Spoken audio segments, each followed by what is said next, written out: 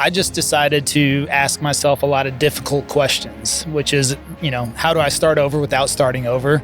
Where did I go wrong? Because I felt like this is the kind of the third time this has happened where outside forces have stopped my income.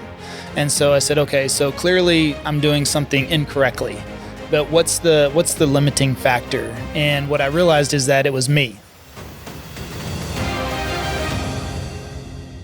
Welcome back to The Real Grind, guys. We are here where we talked about real estate while I was sipping a best cup of coffee. Let's go. Italo, when I moved to Texas, when I was planning to move to Texas, we didn't know anything about Texas, dude. No, when did you move to Texas? 2001, June of 2001. That was a long time ago. But those days there was no YouTube, there was nothing.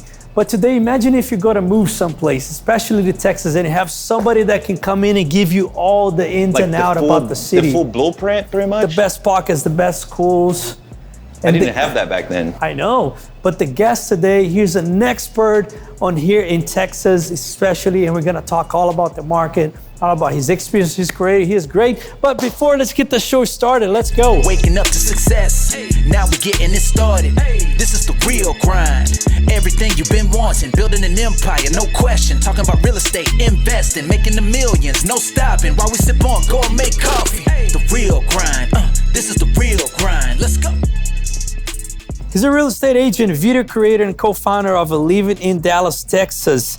Together with his business partner, Travis, they had led new companies in 7 figures in the less than 2 years. We welcome on the stage, Levi Lascsak.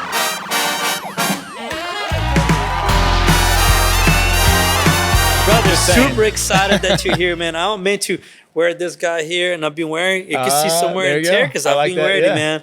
One of the things I love supporting my friends, dude, the people that I love, I'm a big supporter. But brother, thank you for being on the show.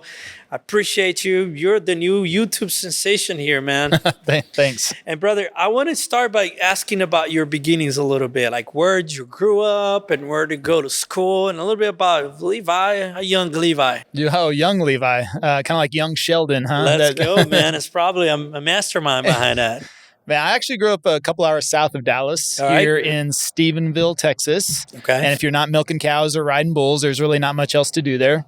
So it's a very, very small country town and is the dairy capital of the world. So literally, if you're not milking cows, there's also the rodeo champion breeding ground as well. So there's been more rodeo champions out of Stephenville, and it has the most dairy farms per capita. So if that's not your line of work, then not much else to do there.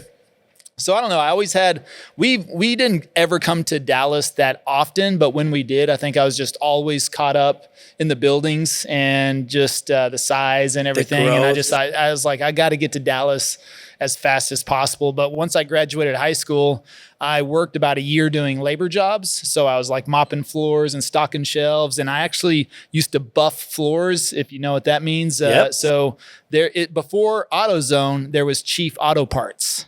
And so only the old people know what Chief Auto Parts was. Just like you know.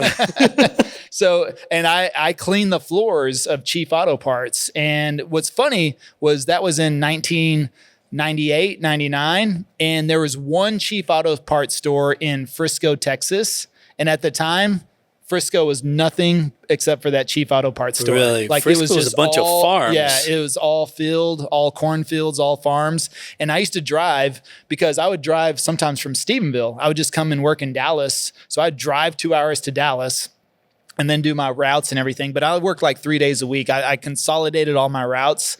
I used a Mapsco. So, like the actual book. You go to a page and when that road is like, go to page X. Those I remember. 83. I got to go to page 64 now to continue. Dude, you always need college education to maneuver to the map. Yeah, that's how I navigated Dallas. And then I had this big buffer, it's almost like a giant lawnmower type of thing. And so what most people don't know is that linoleum floors were always coated in wax. Okay. And they would always want to keep them shiny. So that's what I did for about a year, and I realized, okay. Was that your own business or you were? No, I did it for somebody else. Okay. Yeah. But I realized, I was like, I can't do this the rest of my life. And if I looked around the people in Stephenville. No offense to anybody in Stephenville, but you just don't really leave that town. And there's like one factory, so it's mostly minimum wage jobs. It's a college town. So it's all, a couple of restaurants, not even really that much for college kids to work, So there's just, I would say, not a lot of opportunity, not the opportunity I was looking for. So I was like, I got to get to Dallas as fast as possible. And, but I had no money. So I was like, all right, well, it's 1999. I figured I'll join the military. How about that? I'll get some money for college. Right. And the world's at peace, nobody's ever going to mess with us ever again, because the last war was in 1990. So 9 years earlier, the last Gulf War, right? And we ended that in 8 days. So I thought, okay, yeah, clearly nobody's ever going to mess with us again. The world's at peace. Everyone's kumbaya. Kumbaya. And then, so I got into the military, and then 2 years later, September 11th happened. So, oh, shoot. So anyways, that I was in the reserves at that time, and then that's ended up getting me deployed. So I spent a year in Iraq. Oh wow! And as the Army, yeah, with the Army. Yep. Okay, wow, man, that's crazy. And when in Iraq, you lived there. How long do you? For 12 months. For 12 months in Iraq. Yep. Did you encounter anything exciting or not really? Too much. Too much. Yeah, it was. I was infantry.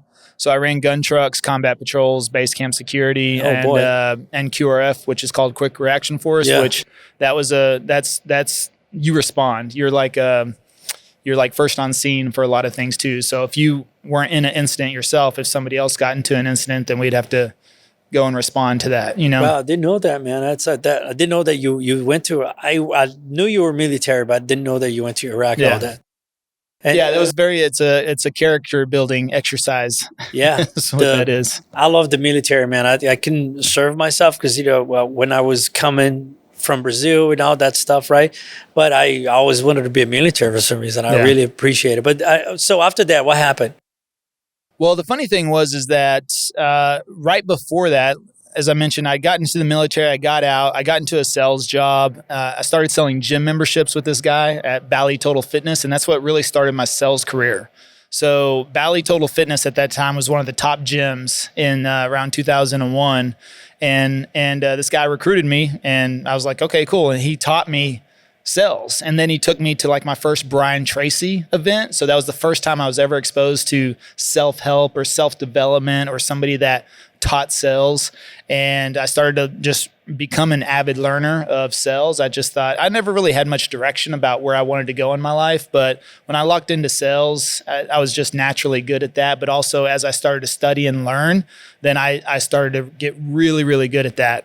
And then the funny thing was in 2002, he got licensed in real estate, and he wanted me to become an agent at that time in 2002. And I was like, I don't really want to be a real estate agent.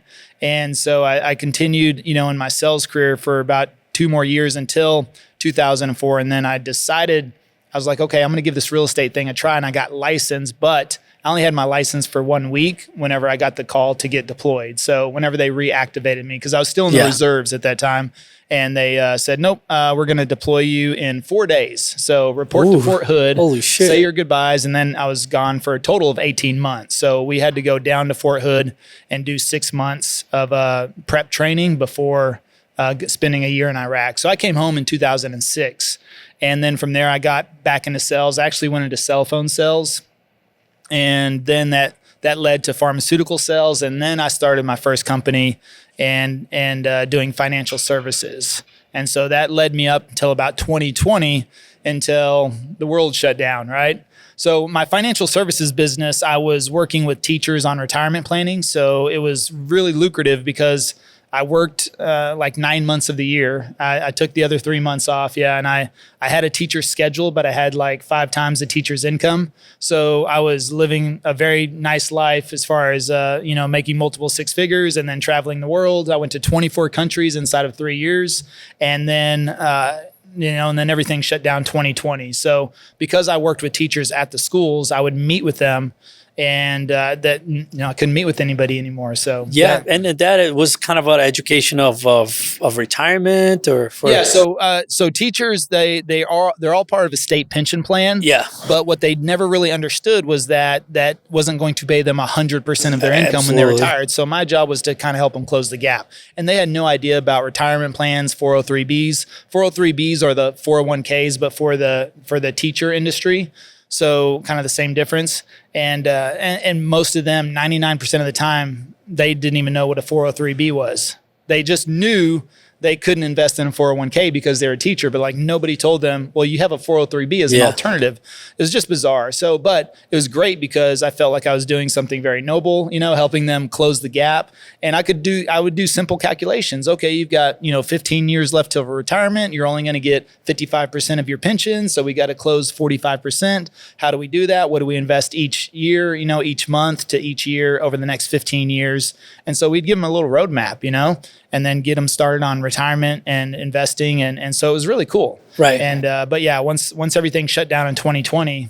And that's where the time that you restate your real estate license and got to this business? Well, yeah, because during 2020, I was sitting there during that summer at home, like most people, right? And I decided not to watch Tiger King. I decided to do some research. Yeah. You're one of a field, right? Well, I was 41 years old at that time. And at 41 years old, I just felt like my world came to a screeching halt. Yeah. And I'm sitting there going, okay, I'm 41. Like, how do I start over without starting over? Like, what am I going to do? Right. There was 30 million layoffs in the U.S., so I'm not going to get a job. I didn't want a job, but I also that wasn't an option because nobody was hiring, right? Everybody was laying off. And it was uncertainty in so many ways. And what business do you start in the middle of a pandemic? Unless I wanted to be a toilet paper salesperson, I probably could have done that. And the real estate market at the time, like, weird way, it was blooming, right? It was like picking up in the beginning. I don't know. I wasn't really watching real estate because that wasn't what I was thinking about doing. Yeah. So I wasn't really keeping an eye on that market. But my friend Michael, who,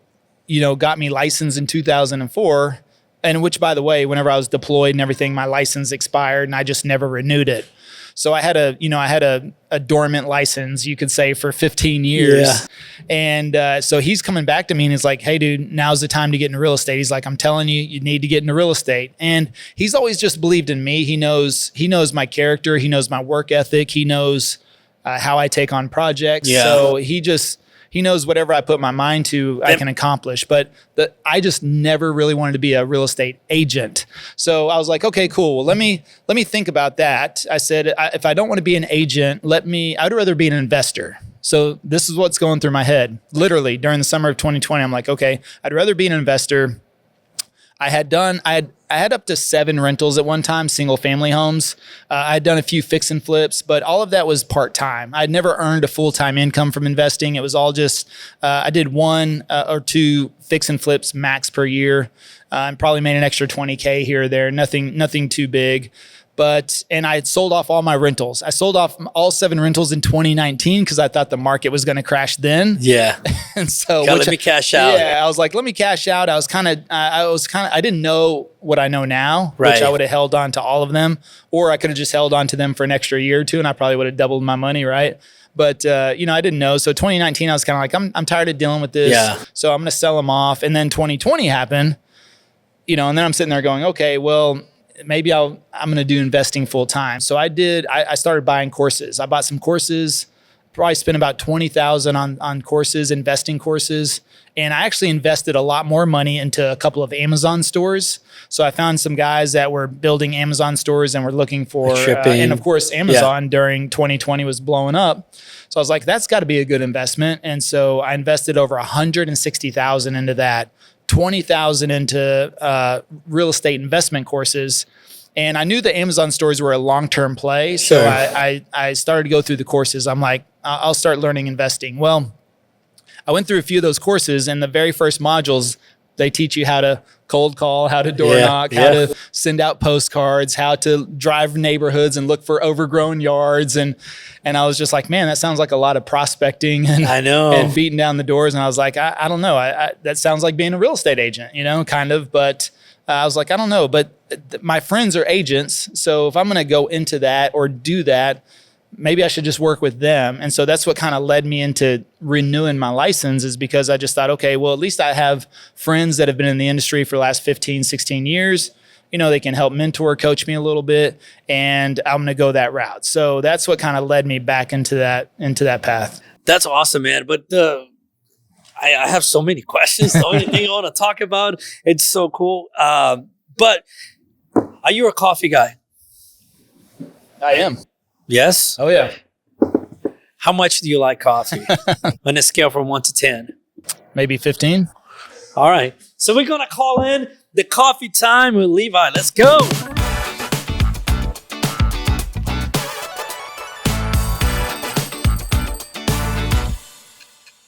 Wow. Now, this is definitely a first. What? Coffee on the set? Yeah. What's going on, Levi? What's up, man? Good to having you. Yeah, doing good, brother. There's a few friends of mine. They're doing like a bourbon and real estate stuff, you know, with Mauricio Raul. They're doing drinking investor or something like that. Oh, yeah, on their Super cool. podcast stuff? Yeah. We don't get to drink here. Imagine 6 episodes deep. I know. The last one's going to be in trouble. We're big caffeine freaks, like, you know, shaking and stuff. But so cool thing, like first time we met, he was telling me about the like Costa Rica coffee and all that stuff. Belize. Belize, right? Yeah. Not Costa Rica, Belize. And we had a full-blown conversation about coffee plantation, all that stuff. So we connected right there and then, man. It was... Well, my ultimate goal is to be a farmer. And why not be a coffee farmer on top of it? So, but I like a lot of stuff: pineapple, mango, cacao. All that is native in Belize.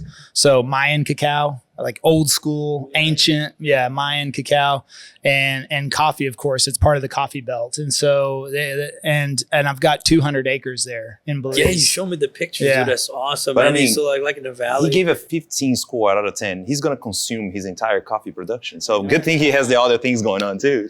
Just got it today on the mail. Thank you. So we're going to get you to try this Was one. that the one to come in? It's from Blueprint. I've heard about them before. But at this coffee here, we usually drink them like wine in here. Give it a good smell and slurp on it. And let's...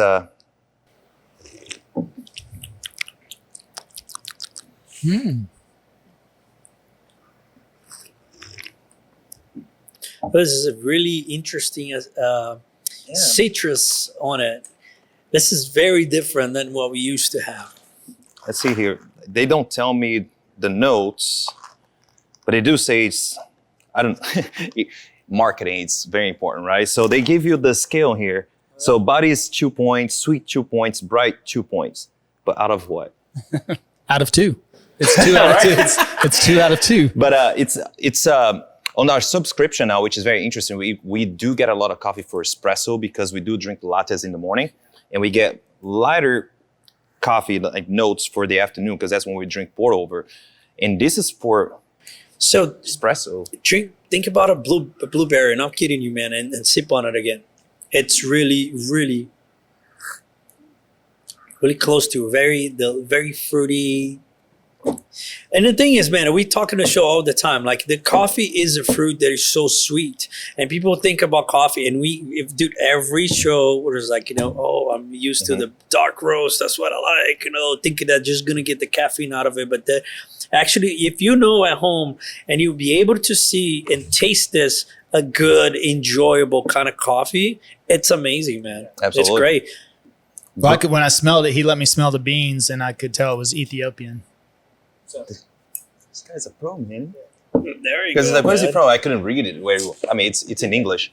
And it was written down there. But it is Ethiopian, yeah. Yeah. So tell me about you, like growing up as a kid, because us growing up in Brazil as kids, we drink coffee in the morning, afternoon, at night, before going to bed. That thing doesn't affect us at all. How was coffee in your house? Like we weren't allowed to have it until I was a teenager. Really? Yeah.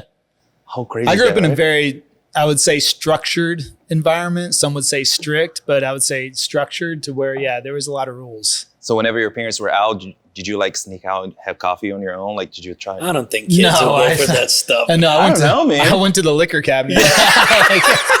That's right. Yeah. That's awesome. So in a I scale definitely never tried to sneak coffee. Okay, in a scale from 2 to 2, I'm kidding. From 1 to 10, like what you like this coffee? Let's grade it. I'll give it It's very different from what I used to. So I would give it actually a 7.5. I like it. I mean, for me, I would go a little higher, like 8.5 per se, because I can see this coffee being good for pour over, but it's made to make espresso. So it's a very I would like to. I was actually expecting an espresso shot.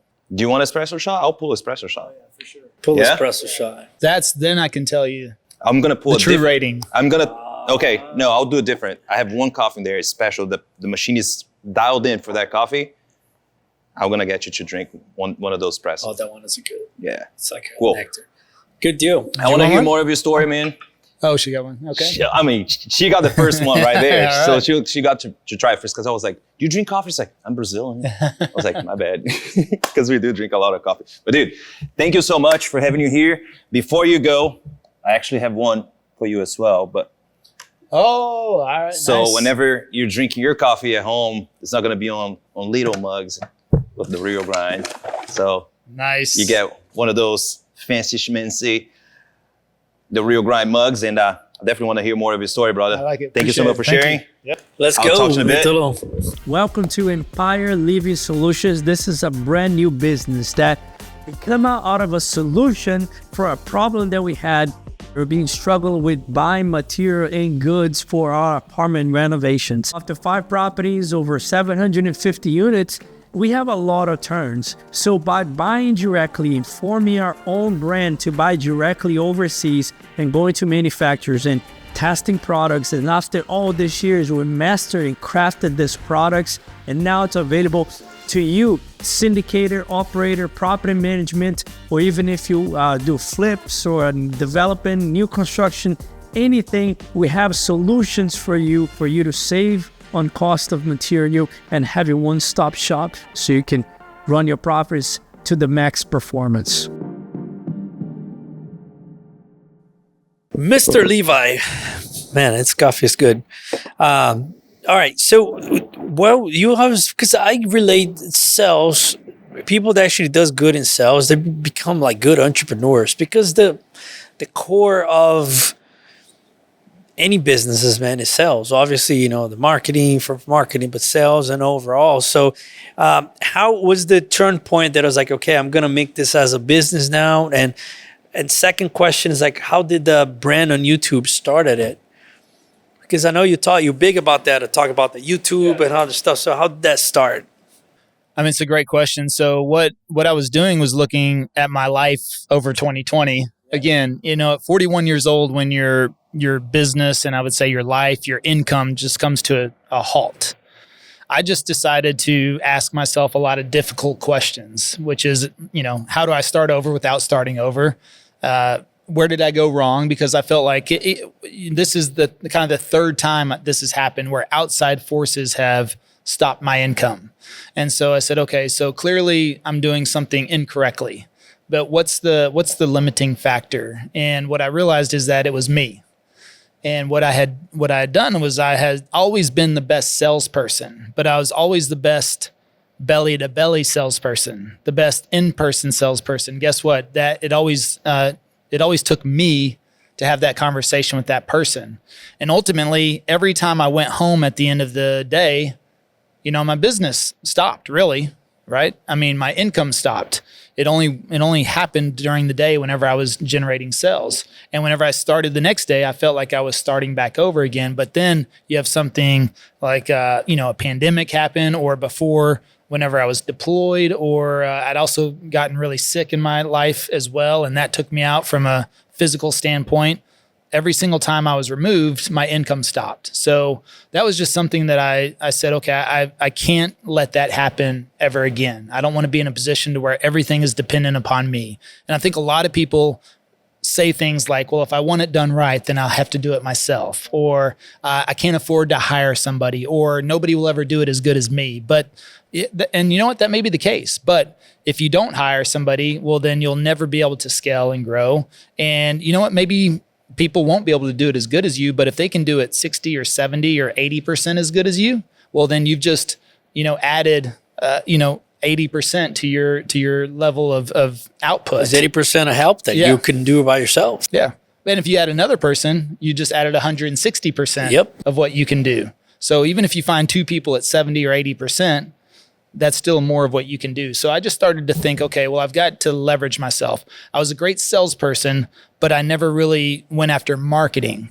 And marketing is definitely casting a bigger net. And then also I started to really study and understand digital marketing and online marketing. And I just thought, okay, I don't want to sell one-to-one anymore. I want to sell one-to-many and do that. But also as I moved into real estate, I was actually scared to death of doing that. Number one, of starting over. Number two, I know there's a high failure rate as real estate agents whenever they get into the business. A lot. And number three, like, how do they generate business? They cold call, they door knock, they bug their friends and family. They make the old Facebook post, right? Hey, by the way, I'm a real estate agent now. And everybody, here's one more. Yeah, make sure you call me to buy, sell, or invest. And you're like, wait a second, weren't you a financial services guy like 2 weeks ago, you know? So I didn't want to do any of that. And so that caused me to start thinking differently and start looking outside of the box. Plus, in the middle of 2020, it's not like there was networking events going on. Nope. Nobody was out and about. Nobody was shaking hands, you know, going to, no community events. So you're definitely not going door knocking. So already lead generation was limited by itself. So I said, okay, if I'm going to attract business, and that's the word that really got stuck in my head was attraction. I kept thinking attracting business. Is there a way to attract business? Because how do I establish a brand in Dallas where, you know, some of the best brokers and agents have been embedded for the last 5, 10, 15, 20 years? Like, how do I just step onto the scene and make any impact or take a little slice of the pie, right? How can I do that? And so I figured, well, if I'm going to attract business and everybody's at home right now on their phones anyways, or on their TVs, then probably social is going to be the best way to do that. And I never had a social presence. So I had about 300 Instagram followers at the time. And I'd opened my Instagram in 2011, just because everybody else did, right, at that time. So 300 followers over the last 10 years. And I didn't have a lot of people on Facebook. I didn't have any YouTube presence. So I was like, okay, well, if I'm going to do that, how do I attract business? And so I just started researching the platforms.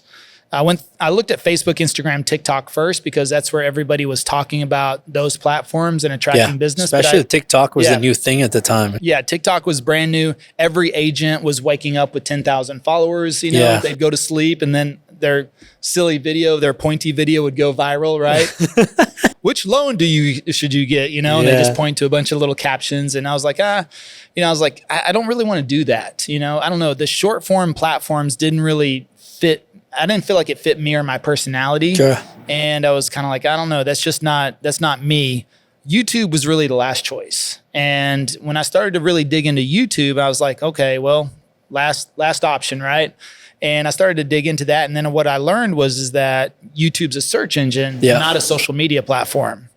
And then I started to realize that people are actually searching suburbs and neighborhoods of Dallas. And the thing is that I was sitting here trying to think of how do I become a good real estate agent. And what I realized was that I'm not a good real estate agent. I had never really sold anybody a home as an agent. I hadn't shown anybody a home as an agent. I hadn't even helped them through a loan process. But I've been in Dallas for the last 20 years. I know Dallas. I know the areas. I know the neighborhoods. I know the suburbs. I've lived here. Frisco bloom, like you said. I remember when Frisco was just a cheap auto parts store. A tollway would end right at Spring Creek 20 years ago. I've been up and down these streets, 100,000 times, right? And so I thought, okay, well, I don't know how to be a good agent, but I do know Dallas. And if people are searching neighborhoods and suburbs of Dallas, maybe I can just talk about the neighborhoods in the suburbs of Dallas and what's it like to move here and what's it like to live. And so I started to research more of that content, and then I just built out a business plan. And I think that's something else that most people don't do at all when it comes to social is they don't start out with a business plan on social. They just say, okay, and it's admirable to shoot some videos and just get started. But if you don't understand the platforms, how it works, what type of content should you be shooting, how often, when should you publish, times a day, those types of things, then I think you'll get lost in a platform. And another big mistake that most people make is somebody tells them, okay, congratulations, you're an agent now, or congratulations, you're an investor now, or congratulations, you want to raise some money. Okay, well, make sure you're everywhere. Like, get on every platform, open up Twitter and Facebook and Instagram and TikTok. And then you end up putting 20% effort across 5 different platforms. You never truly understand and master one platform. I didn't want to they do have different algorithms. Yeah. But if you open up all 5 accounts because somebody tells you, hey, make sure you're everywhere, right? I mean, how can you truly commit to one platform when you opened up 5 and then you're trying to post content everywhere? And I knew that would be a mistake. And so I just decided, okay, I've got to choose one platform. So as I started to narrow down on YouTube, I thought, okay, I'm going to go 100% on YouTube, learn, study the platform. And if I ever feel like I get comfortable or start to master that platform, it'll be a lot easier to branch out to other socials after that. So I just deep dove into YouTube, everything I could absolutely learn. I call that hyper learning, which I believe you can hyper learn any subject in 60 days with all the information that's out there right now on the internet with vlogs and blogs and YouTube and Google and Amazon. I mean, books. I mean, just whatever you want to learn, type it into Amazon search bar, and I promise you 50 books will pop up at a minimum. 100%. And yeah, you can buy 5 or 10 of those books. And if you read 5 books on one subject, you'll likely be more proficient than 99% of the people that proclaim to be in that subject. So I just looked at YouTube marketing. I bought 10 different books on YouTube marketing. I started watching every YouTube video I could on YouTube marketing. I started reading blogs, watching content as much as possible. And I just studied the platform for 2 months and then built out a business plan and then said, okay. So before doing any video, anything, you're just like searching, researching. I researched the platform for 2 solid months. That's amazing, man. And that's key. I want to make a comment on that because, everything that a lot of people put out is without any strategy, without anything. It's just like, let's just see what sticks, right? And I even have a saying sometimes that I was like, underwrite your life. Starting with your life or where you want to be in the next 5 years, or have a plan. But importance of, and I think it's great because Google is the owner of YouTube, right? And it's a search engine there. When people search movie to Dallas, Texas, you know what I'm saying? A bunch of videos pop up. That's very cool, man. It's very, very amazing how you thought this out from the beginning to the end. That's really cool. And then after that, start getting traction on the YouTube. It's like, what was the first video all about? What was your first video online, and how did you start getting traction? Or as soon as you start posting, you already saw a lot of traction? Because now you did this business plan and it sounded amazing, but was that consistent or started slow and picked it up already was a sensation? Because it happens like that to social media sometimes, right? People post something up. Sometimes it is, but how was that? I think YouTube's a longer play. I mean, it's definitely a long-term strategy. And so studied the platform for 2 months, and then I filmed for a month before ever publishing. So that's another strategy, is that I understood in my research that consistency was key. And what I didn't want to do is, film one video and then get all excited and publish that video, and then all of a sudden something happens, right? And I think that's where a lot of people get stuck on social too, is they put out that first video or they film something, they're like, okay, cool, I'm gonna publish that. Again, no strategy.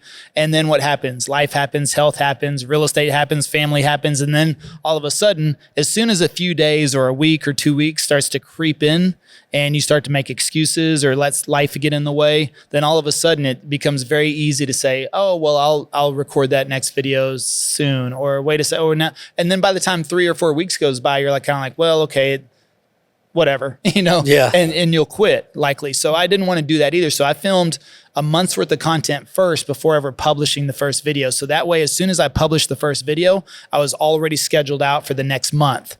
And that gives me a lot of breathing room. First of all, it relieves pressure, right? Because I know I've got videos going out for the next month. Number 2, it allows me to start working on the next month's worth of videos. So if I film another month's worth of content in that month, by the time that last video publishes, I'll have another month's worth of content to publish. So for me, it was always a goal to stay a month ahead on my content. And then that way, if something came up, something happened, I wasn't able to film 1 week, then I was still 3 weeks ahead, And if something really came up, and then I would still be 2 weeks ahead. So I always had a little bit of buffer, and I filmed 3 videos a week for the first 2 years without ever missing a week. That's awesome, man. And going back to your question, as far as when did the traction happen. I got the first phone call after 30 days. Really? So within 30 days, I only had 48 subscribers, and the first phone call came in, and it was $1 million client. Wow. And what they didn't ask is they didn't ask, how long have I been in the business? How many homes have I sold? What brokerage am I with? Am I a top producer? And I was none of those things. And I hadn't even sold a home. But he said, I saw that video on a particular neighborhood that you made. We found it very helpful. That's a neighborhood we want to move to. So we thought, why not give you a call? So they just extracted value from the video. They weren't looking at my subscriber count. They weren't looking that it was a month-old channel. They didn't ask me my credentials. They found value in the content. And so he called me. And so most agents will not work with $1 million client sometimes for years, if ever, and here it was the very first call. And so that was the first call, but he didn't contract on anything, and it took 90 days to get the first deal under contract. Around the 120-day mark, closed the very first 2 deals from YouTube, and that was worth about $30,000 in commissions. Yeah.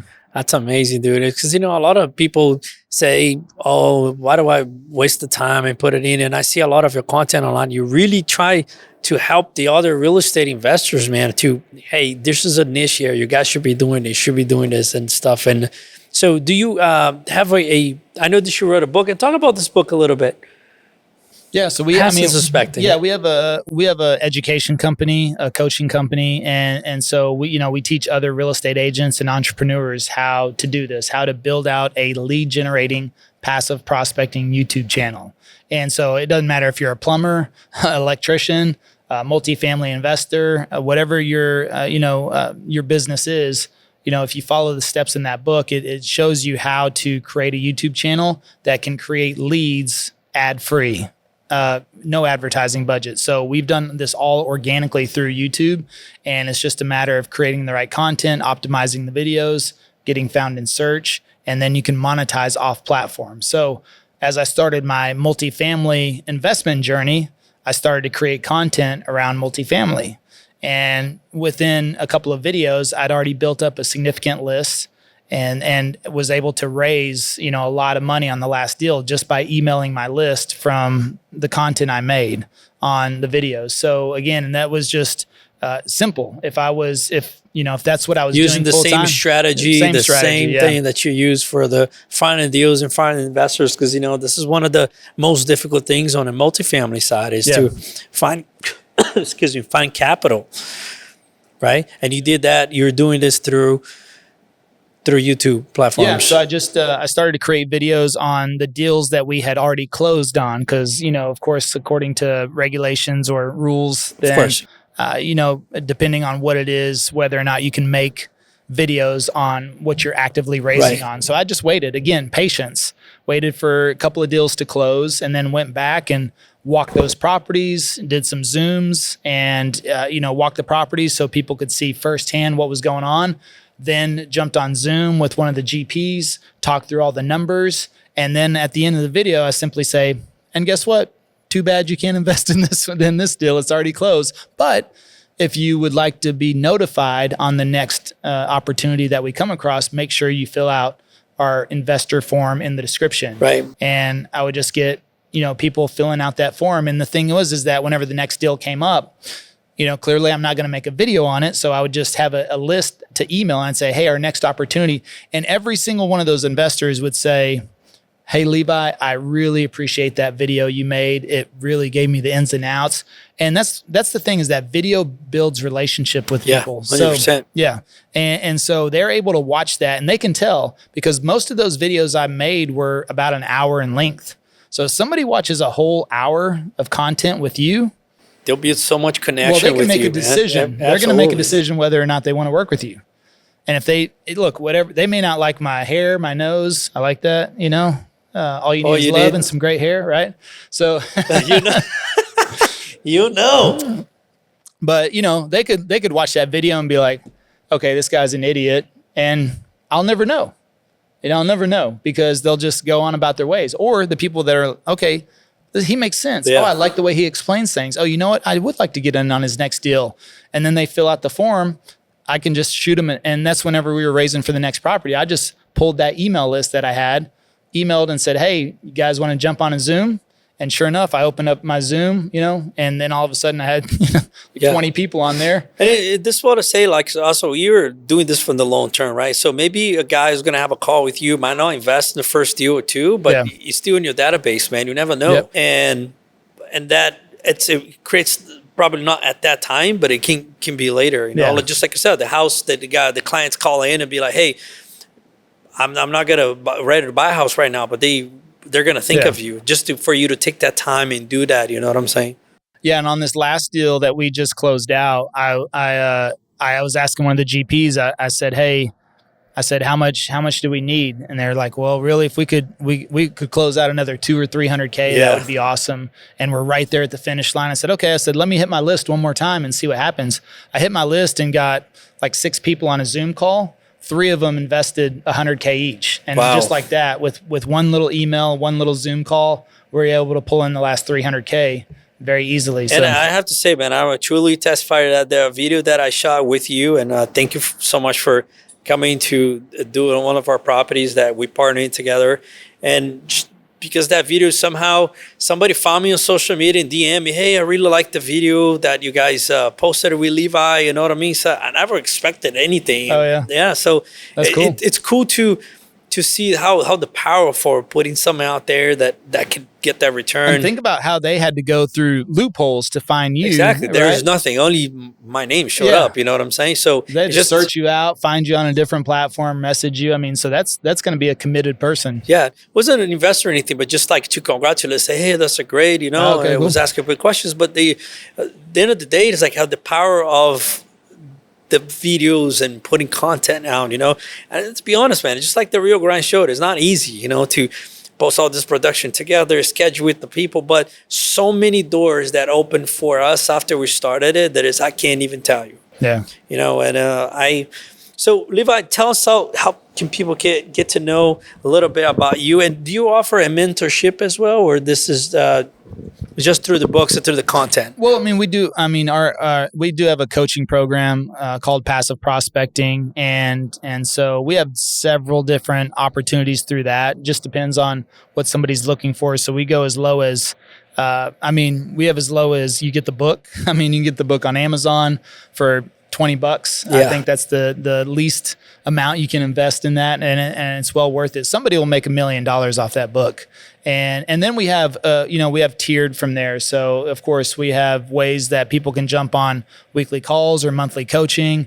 We have fast track programs. We have courses, and so we've got a lot of different levels. So it just depends on where somebody's at in their journey. But regardless, like I said, if you're an agent, if you're an investor, if you're a plumber, electrician, financial advisor, that book is going to walk you through the steps. And our programs are, so yeah, you can hit me up on Instagram.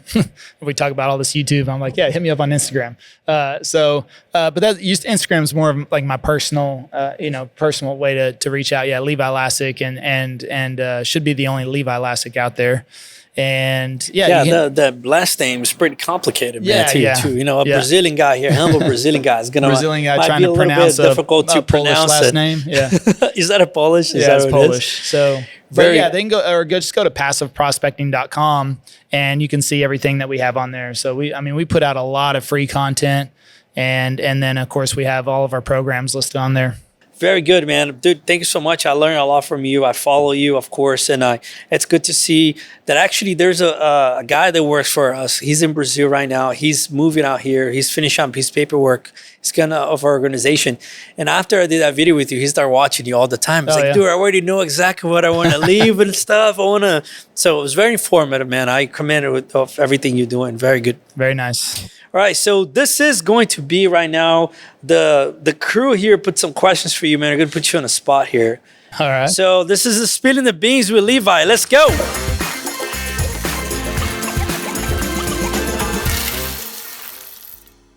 Cowboys or Eagles? Cowboys. Okay, flip 3 homes or new builds? Build 3 homes. Build 3 homes. All right. buyer's market or seller's market? You as an agent, what would it be better for you? Buyer's market? Buyer market or seller's market? Buyer's marker? Markets. Markets? Oh, buyer markets or seller markets? Yeah. I mean, we work them both, and we always give our clients the best opportunity either way. So we'll take them. I mean, yeah, we like them both. Gotcha. All right. And here, let me say to that, people are buying and selling homes in every type of market, and investors can always find a deal. At least we can always find a deal. So even as an investor, like, we can help people regardless of what the market looks like on the outside. You only have to find one deal at a time, and it's got to be the right deal. Of and the course. numbers have to work, right? And so that's what I love about working with investors, is that it's more logic versus emotion. So, a lot of people look at interest rates right now, but it's really a great time to buy right now. Right. Tricky question here. What would you rather be, embarrassed or being afraid? I mean, I've been embarrassed plenty of times, so I'll go with embarrassed. Because if I'm afraid, then something's really going down. Money or brains? Well, brains. Powerful. All right, this was Spinning the Beans with Levi. Let's go. Brother, thank you so much for coming to the show. Again, it's a very honor to have you here, brother. I've been trying to get you for the past 6 months, man. Yeah, you're a busy man. It's been a while. while. Look, if you look at a camera 3 right now, and if you get yourself a piece of advice from back in the days, man, what would you have to say? Man, piece of advice for back in the day. I don't really regret. I don't really regret much in my life. I would just say that don't ignore the trends and opportunities. So the thing is that I was 20 years old whenever the internet was really coming alive in around 2000. And I was kind of one of those guys, because I grew up small town, small mentality. And if I know now what I knew back then, if I know now, you know what I mean? Yeah.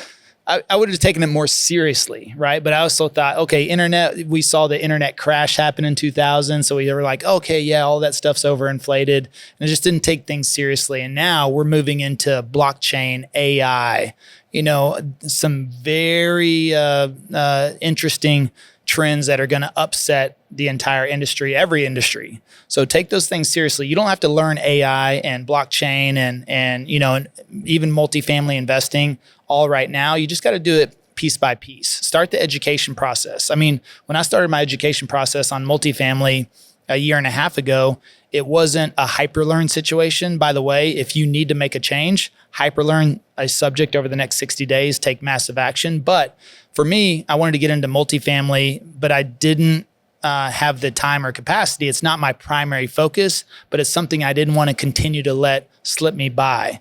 And so I just said, I'm going to start my education process on multifamily. I'm going to pick up a book. I'm going to listen to an audio. I'm going to watch a couple of YouTube videos and just absorb. And when the right opportunities come along, I'm going to go to some conferences. I'm going to go to some networking events. And that's how I met this crew, other crews. And that's allowed me to invest in, 5 different multifamily properties within the last year. Because whenever the time was right and the opportunity presented itself, I also held back some cash so I'd be ready for those types of opportunities. And so that's a big piece of advice, is also stash some cash for multifamily investment as well. Get that appreciation. Because that's probably one of the best things you can do for yourself in the long run. And, assets and real estate are not going down. They're only going up. We're still at a massive shortage right now. So I would just start my education process on these types of things. And that way you don't want to be the last one to the table whenever that comes around. That's awesome, man. That's great advice. Once again, thank you, brother. Let's build that empire. Let's go. Let's do it. And as always, thank you so much for watching the Real Grind podcast. Are you hyper learning anything right now? I mean, big advice. Come check out this episode, share with your friends so they can learn too. This episode is sponsored by ELS, Empire Living Solutions. Go to empirelivingsolutions.com, check out these products, great price, great product, great quality. look no further if you're looking for something to upgrade your next project.